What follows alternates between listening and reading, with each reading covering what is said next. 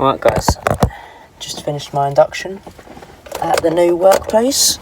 Ooh, not too bad. Not too bad at all, son.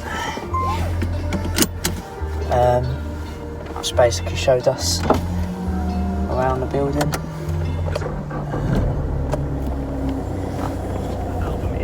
Where the factory lines are, what personal protective equipment to wear.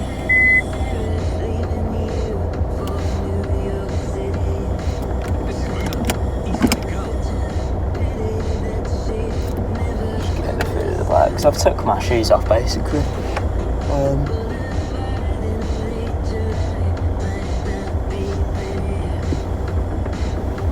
Sure, that's cool.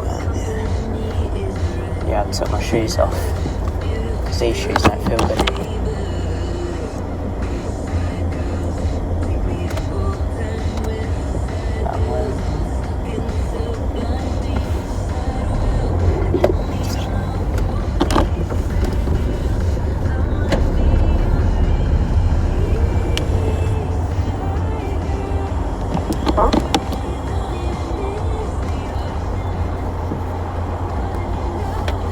Oh, it's this bit here, isn't it? Yeah. Cheers. Sweet.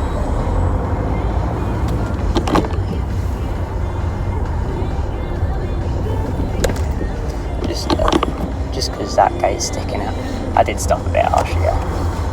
But that gate was sticking out more than I expected.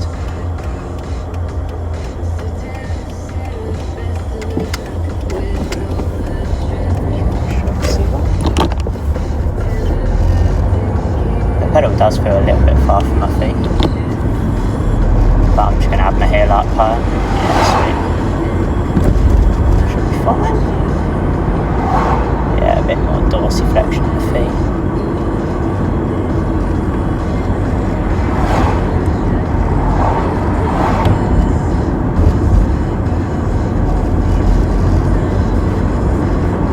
Yeah, not a bad shift today.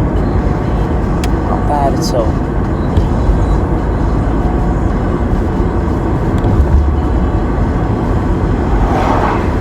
Driving without shoes is a little bit more hard than I thought it'd be.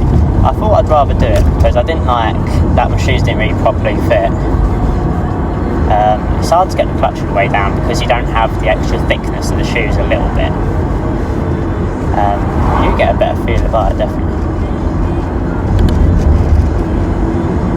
Yeah, just carefully use that. Make sure no one's go around there. Yeah, sweet. They should be fine. They're sticking on their side roads. Just make sure there's no other road users too close. I'd want to overtake. Overtaking the event would be fucking stupid anyway, but I've got to slow there just so I can make sure. Take away from the clutch for a sec, because it's aching my ankle a little bit. Just keep a bit of distance there. The cyclist. I think he might be getting back on the path anyway, potentially. I think he's staying right. Just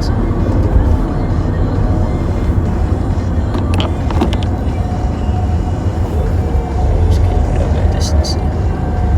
And in a moment, we see enough. Yeah, we can see enough of the road now.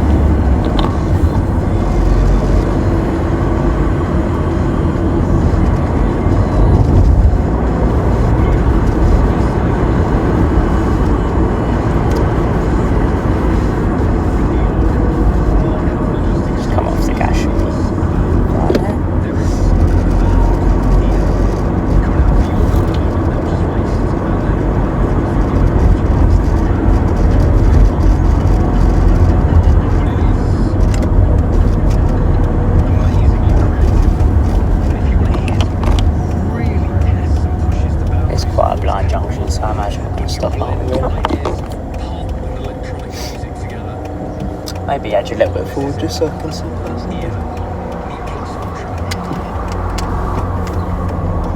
And then you should have enough past this point.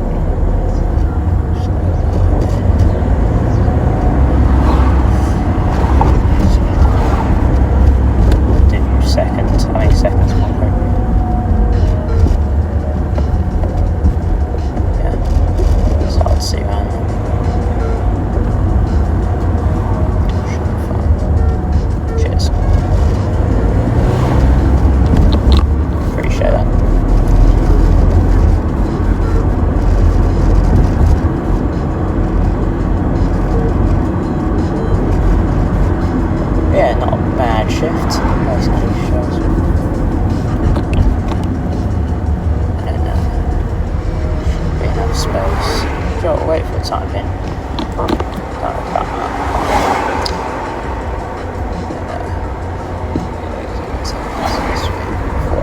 full priority.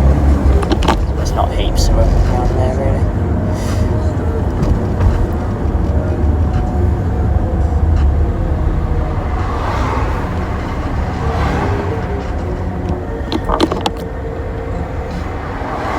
Straight from. It's a bit tight now. I'd edge forward a bit. And then sort of stay here. Try and get forward. They both go. Okay, sweet.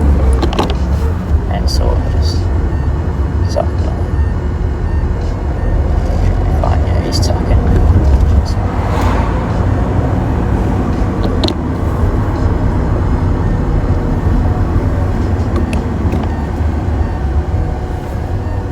Yeah, it's way over.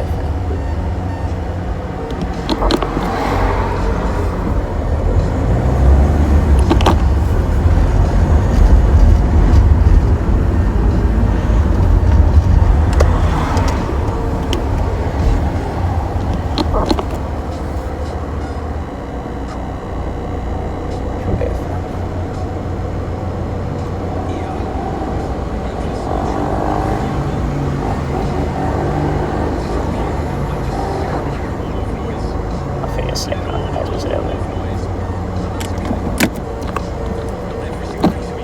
Just because my feet are slipping the pedals. Yeah, now I can move off. Obviously, because I'm just wearing sounds. Push press. He's going that way. Just careful of that bike off for a second because I didn't know if he's going to try and go around me or whatever.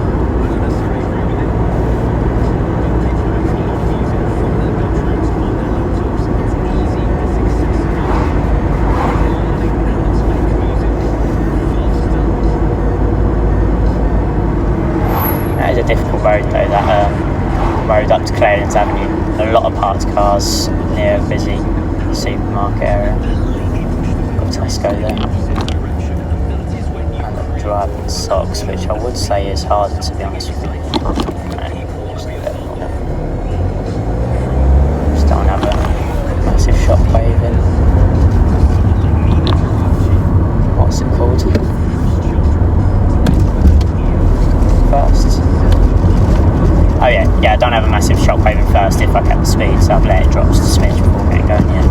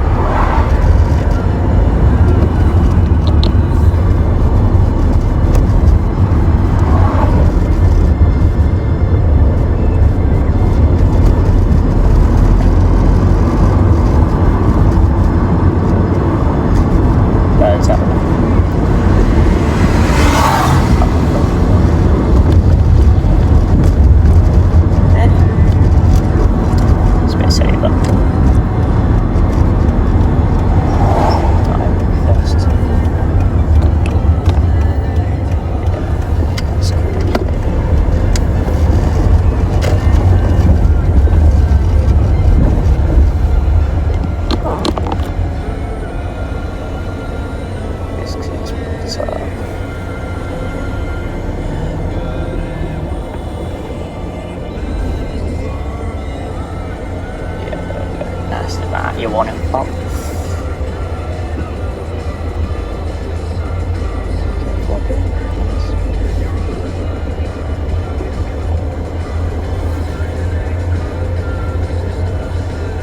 Let the gear speeds do the work up here. Sound. Should we park it by the driveway? Yeah, we'll park it by the driveway.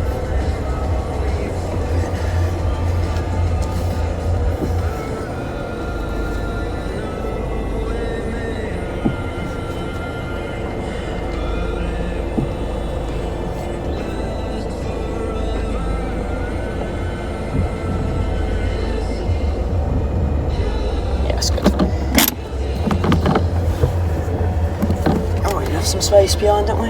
Yeah, I believe so. Alright.